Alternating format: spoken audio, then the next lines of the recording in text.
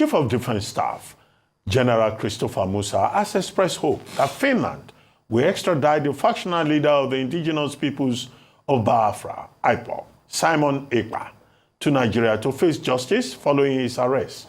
The Finnish National Bureau of Investigation said Ekpa was remanded on suspicion of public exhortation for an offense committed with terrorist intent. He is charged alongside 4 others.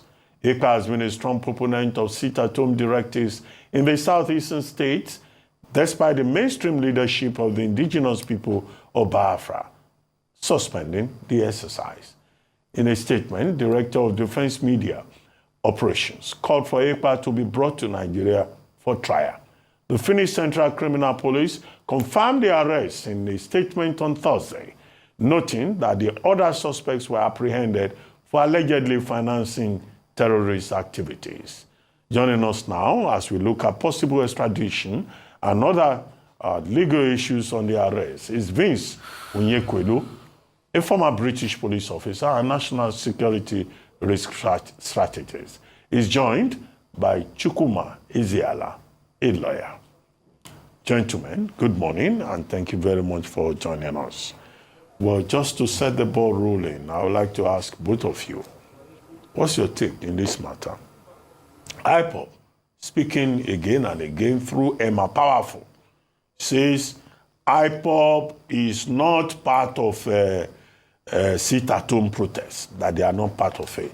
Simon Ekpa, who is described as a factional leader of IPOB, in 2023 said Igbos should not go out to vote, that there should be no election in the Southeast.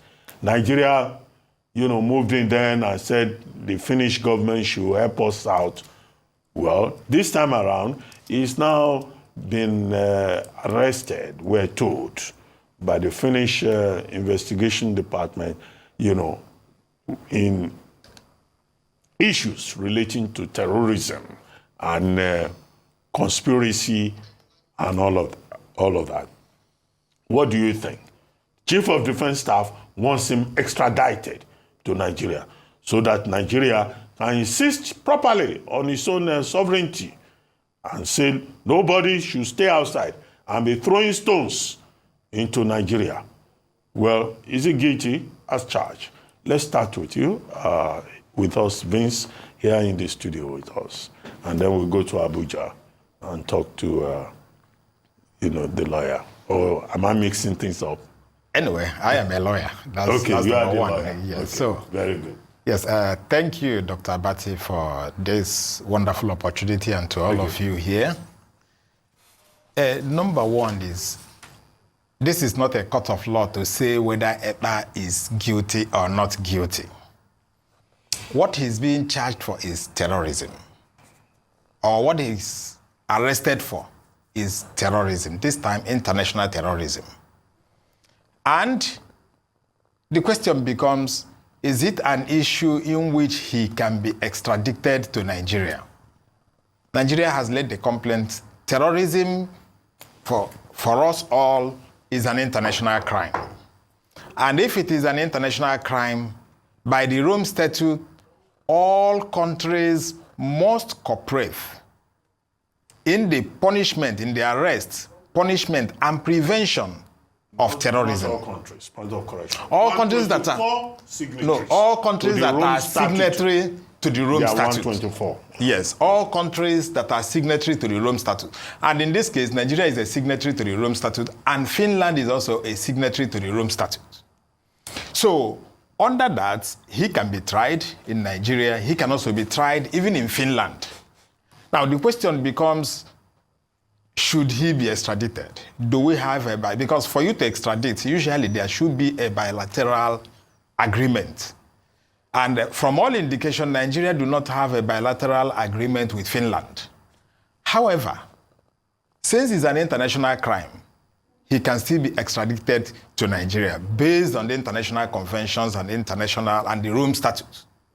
So, but it's a question of also, what will be the conditions? The conditions will now be onerous. Can Nigeria satisfy the requirements of extraditing one to Nigeria without having a bilateral bilateral agreement with Finland. So this is where we are. Going into the accusations against him, we are from Nigeria.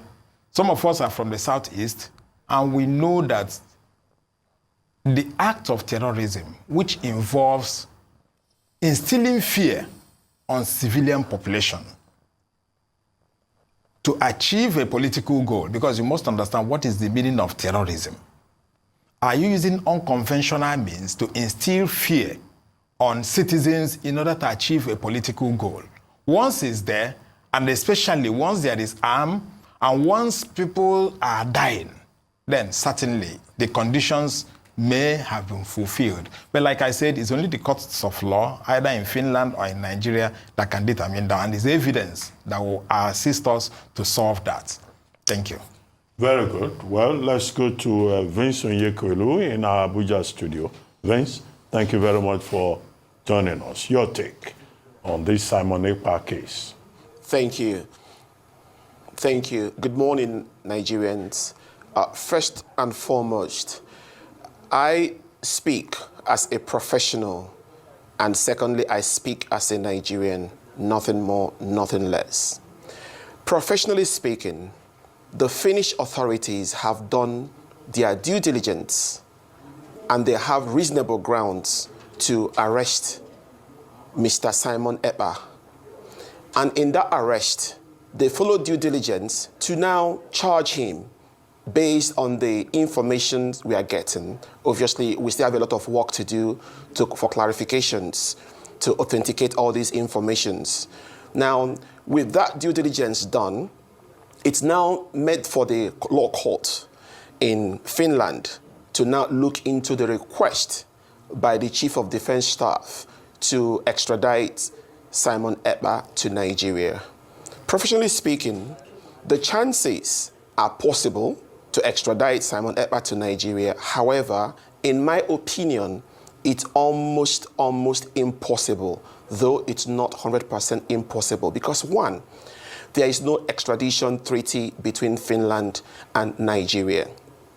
Number two, the Finnish authorities have every right to take him to court to answer to the charges against him, and that is perfect, that is due diligence.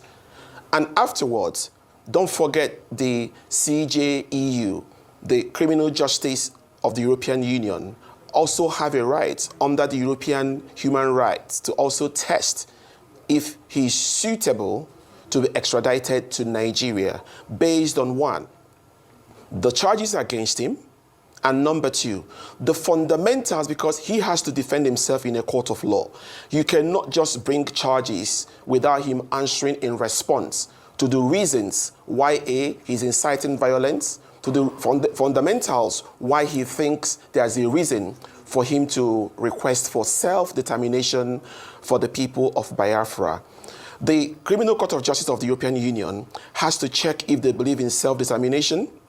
They have to check if they believe in human rights abuses, because bringing that man to Nigeria is a great idea, but I'm not sure that the Chief of Defense Staff should go home and relax and sleep, because they have to consider the human rights records in Nigeria as a country.